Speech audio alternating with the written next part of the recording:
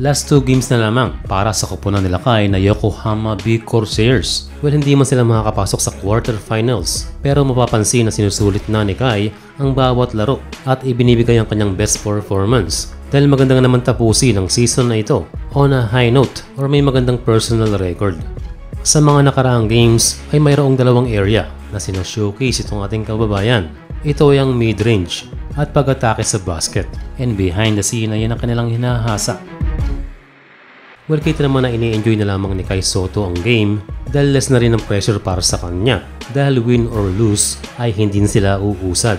Kaya may mga pagkakataon na sinubukang mag-isolate ni Kai, yun lang ay nabitawan ng bola. Yes, it looks messy, pero pag hindi susubukan, paano nga naman matututo? Sinusubukan ni Kai na maging big guard, katulad ni Kuya Andre Blatch, kagaya rin ng mga batang sentro sa NBA. Hindi naman ganyan dati maglaro si Sotto, siguro yun na-motivate na rin. Sa dami noon ng negative comments sa kanya, wala na siyang dapat gawin kundi to improve and even prove them wrong.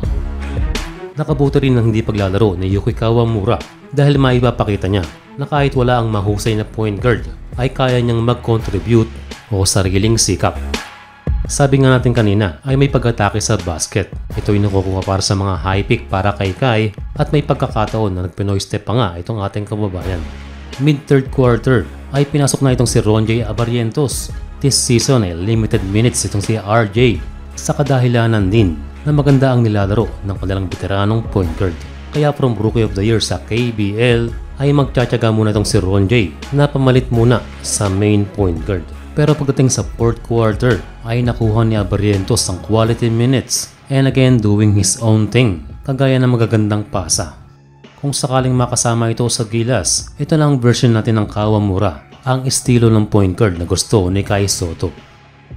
Pagkatapos ng season na ito, ay inaasahang uuwi ng Pilipinas itong si Kai. Ayon sa source ng Spin ay magpapahinga at the same time ay magpapatuloy sa personal training. After noon, ang next move ay ang katulad noong isang taon na lalakarin ng kanyang management na si Kai ay makapag-participate sa mga summer camps at sa NBA Summer League. Well, another step at hindi sumusuko itong ating kababayan sa kanyang pangarap. Ang mas okay sa kanya kumpara last year ay maganda ang momentum itong si Kai Sotto sa pagtatapos ng kanyang season sa Japan B-League. Sa ngayon ay walang kasiguraduhan kung ano ang magiging resulta sa pagbabalik Amerika ni Kai para lumaban muli. Ang mahalaga siya ay healthy at mas motivated kumpara noong isang taon.